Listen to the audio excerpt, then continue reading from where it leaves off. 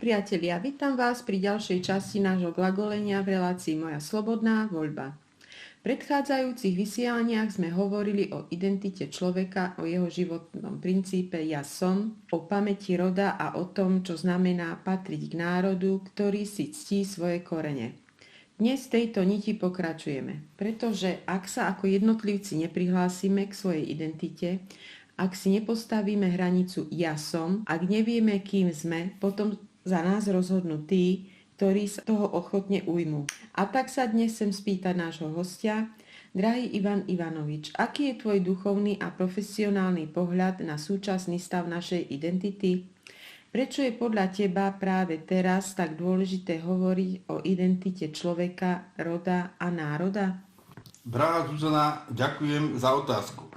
V našej krajine aj v Európe sa deje proces, ktorý neprebieha hlasno, ale skorej skryte. Prebieha ticho, pomaly, nenápadne. A je ním systematické oslabovanie identity jednotlivca a aj národa. Útok na identitu je totiž veľmi jednoduchý spôsob, ako oslabiť slobodu.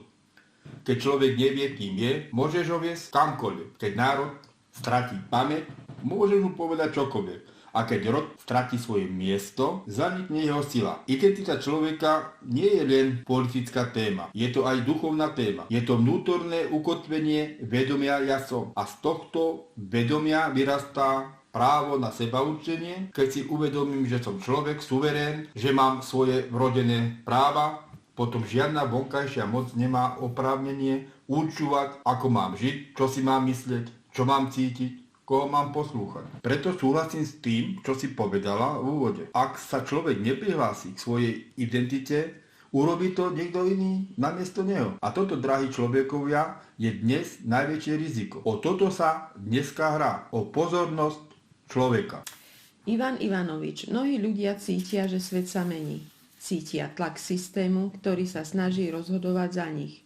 Ako by si vysvetlil poslucháčom jednoduchým jazykom, čo sa stane, keď človek stratí svoju identitu? A čo sa stane s národom, ktorý zabudne, kto je? Je to jednoduché. Keď človek stratí identitu, prestáva byť tvorcom svojho života. Stáva sa objektom, ktorý niekto formuje. A keď národ stratí identitu, stáva sa kolóniou, aj keď to tak nenazvieme. Národ bez identity je národ bez hlasu. Preto je právo na seba určenie tak dôležité. Nie je to iba politický pojem. Je to prirodzené právo rozhodovať o svojom živote podľa svojho svedomia, svojej pamäti, svojho roda. Ak toto právo oslabí jednotlivec, oslabí sa celý národ. A naopak, ak toto právo posilní jednotlivec, posilní sa celý národ. A tým sa dostávame k tomu, o čom chcem dnes glagoliť. A to k téme o globálnej transformácii sveta. V minulých častiach sme položili základ, identitu človeka, pamäť roda a právo na seba určenie.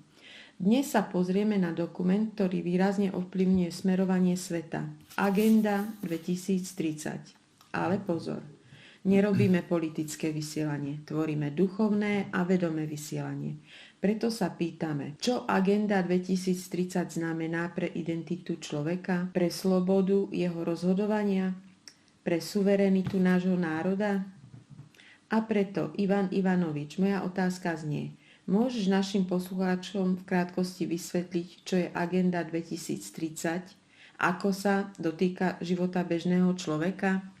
Samozrejme, veľmi rád odpoviem. Agenda 2030 je politická deklarácia OSN z roku 2015. Obsahuje 17 cieľov a 169 podcieľov.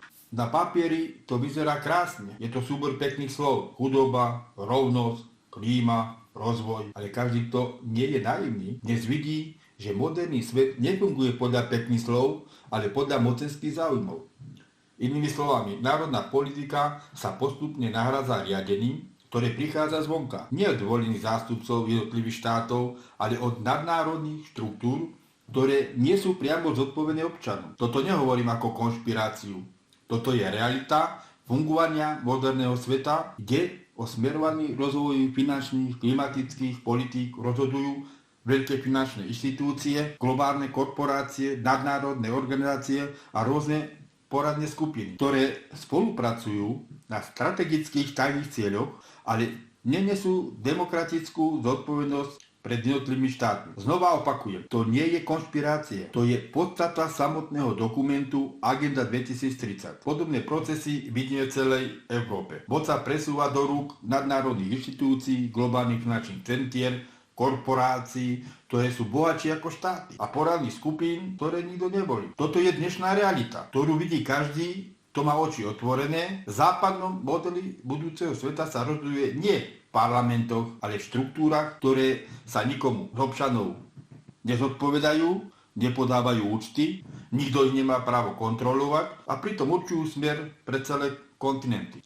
A tak sa musím pýtať úplne priamo. Kto dnes riadi Slovensko? My ako národ, alebo tí politici, ktorým na Slovensku vôbec nezáleží? Slovensko o svojej budúcnosti nerozhoduje samé, riadenie prichádzajú zvonka. Preto glagolím o potrebe bdelosti. Ak o našej krajine rozhodujú zvonku, Slovensko nie je suverenným štátom, je spravovaným územím. Keď človeku vezmú právo rozhodovať o vlastnom živote, v skutočnosti mu berú právo na život samotný.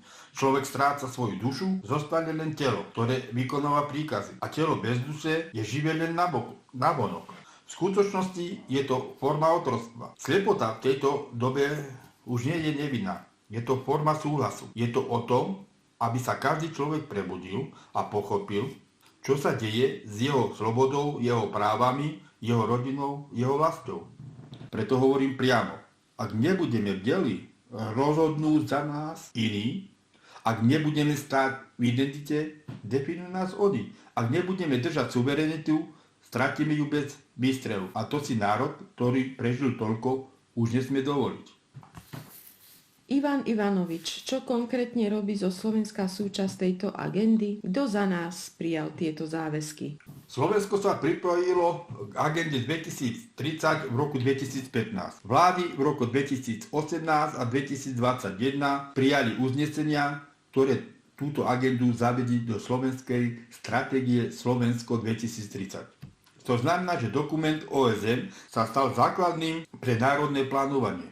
Hovorím to pokojne a vetne. Je to fakt, nie interpretácia. Ktoré vlády Slovenskej republiky schválili implementáciu Agenda 2030? Ďakujem, je to veľmi dôležitá otázka. Toto je treba, aby to ľudia vedeli. Vláda, ktorá prijala záväzok rok 2015, Robert Fico, Smer, sociálna demokracia. Za druhé, vláda, ktorá vytvorila implementačný rámec rok 2016-2018, Robert Fico, Peter Pellegrini. Za tretie, vláda, ktorá pretavila agendu do zákonov rok 2020-2023. Igor Matovič, Eduard Heger, Ľudovít Odor. A za štvrté, vláda, ktorá záväzky potvrdila rok 2023-2024, Robert Fico, Smer, sociálna demokracia, neodmietla ani jeden cieľ agendy.